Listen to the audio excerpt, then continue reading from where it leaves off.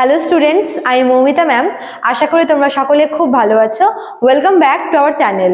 আজকে আমি তোমাদের সেকেন্ড সেমিস্টার মেজর ইংলিশ থেকে আরো একটি নিউ টপিক আলোচনা করব, পেপার 3 এর, যেটা হচ্ছে কনসেপ্ট অফ ধর্মা। ঠিক আছে, কনসেপ্ট অফ ধর্মা এটা হচ্ছে তোমাদের পেপার 3 এর হচ্ছে ইউনিট 1 এর একদম লাস্ট টপিকটা। এছাড়া তোমাদের আছে হচ্ছে কনসেপ্ট অফ হিরোইক। তো ওটা তোমাদের নেক্সট ক্লাসে করাবো। আজকে কনসেপ্ট অফ ধর্মাটা করাবো। দেখো, এই যে ধর্মা জিনিসটা বা যেটাকে হচ্ছে আমরা বলি হচ্ছে মোরাল ডিউটি, তো এই মোরাল ডিউটি এটা কিন্তু বিভিন্নভাবে মানে প্রাচীনকালে বলো, এনশিয়েন্ট টাইমে বিভিন্ন জায়গা থেকে কিন্তু আমরা এর সোর্সটা পাই। ঠিক আছে, তো সেই সোর্সগুলো আজকে এখানে লিখেছি। দেখো, বেদ আছে, উপনিষদ আছে, এপিক্স আছে, পুরাণ আছে, স্মৃতি আছে। তো এই সবগুলো কিন্তু বলতে পারো যে ধর্মা বা মোরাল ডিউটি এর সোর্স। ঠিক আছে, তো ক্লাসটা শুরু করার আগে বলে রাখি, যারা আমাদের কাছে অনলাইনে পড়তে চাইছো তারা এখানে দেওয়া দুটো নাম্বারের মধ্যে কোনো একটা নাম্বারে আমাদের সঙ্গে যোগাযোগ করতে পারো। নাম্বার দুটো হচ্ছে আমাদের জ্ঞানজ্যোতি কোচিং সেন্টারের হেল্পলাইন নাম্বার দুটো হলো একটা 6295916282, আর একটা হচ্ছে 7076398606। ঠিক আছে, লেখা আছে দেখো নাম্বার দুটো। তোমাদের অনলাইন ক্লাস কালকে থেকে শুরু হচ্ছে।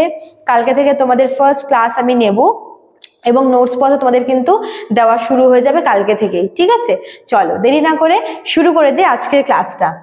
দেখো, কনসেপ্ট অফ ধর্মা বলতে যেটা শুরুতেই বললাম যে মোরাল ডিউটি, দায়িত্ব বোঝাচ্ছে।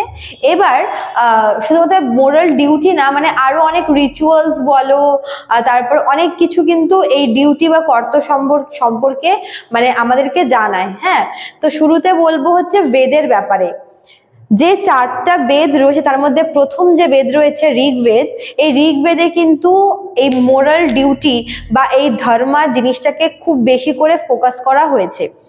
ঋগ্বেদে বিভিন্ন রিচুয়ালস, ঠিক আছে, তারপরে হচ্ছে মন্ত্র, হিউম বলে যেগুলোকে, এই সমস্ত কিছুর থেকে কিন্তু ইন্সপায়ার হয়ে বলতে পারো যে আজকের ধর্মা বা মোরাল ডিউটি।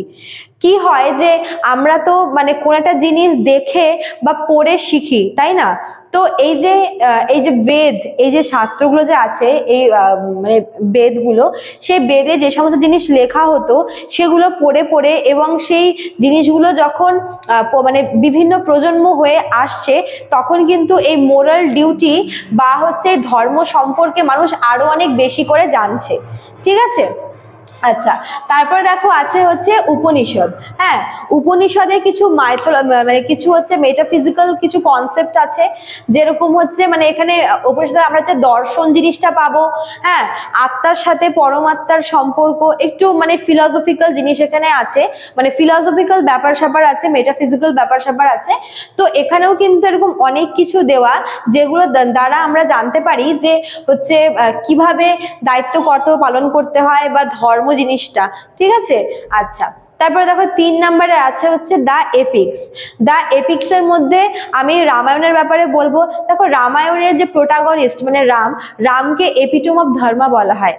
একজন ছেলে হিসেবে, হাজবেন্ড হিসেবে, রাজা হিসেবে সে কিন্তু তার ধর্ম ঠিকঠাক করে পালন করেছিল। ঠিক, তো তার চরিত্রের থ্রুতে আমরা কিন্তু ধর্ম জিনিসটা সম্পর্কে জানতে পারি। আবার দেখো মহাভারতেও কিন্তু এই ধর্ম জিনিসটা আমরা দেখি। যেরকম মনে করো যে এখানে ধর্মরাজ থাকে যুধিষ্ঠির, তো তার থেকে আমরা অনেক কিছু শিখতে পারি, তার ক্যারেক্টার থেকে অনেক কিছু জানতে পারি।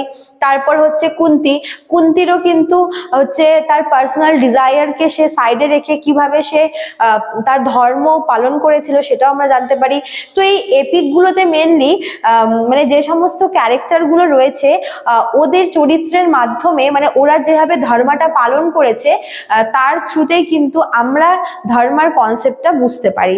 ঠিক আছে, আর দেখো 4 নম্বর আছে যে পুরাণের মধ্যে বিশেষ করে হচ্ছে ভগবতী পুরাণ, তারপর হচ্ছে বিষ্ণু পুরাণ, এই সমস্ত পুরাণ যদি আমরা পড়ি দেন এখান থেকে কিন্তু এখানে অনেক রকমের হচ্ছে আমরা শাস্ত্র থেকে আমরা জানতে পারি, অনেক রিচুয়ালস বলো, অনেক কিছু আমরা জানতে পারি ধর্ম সম্পর্কে।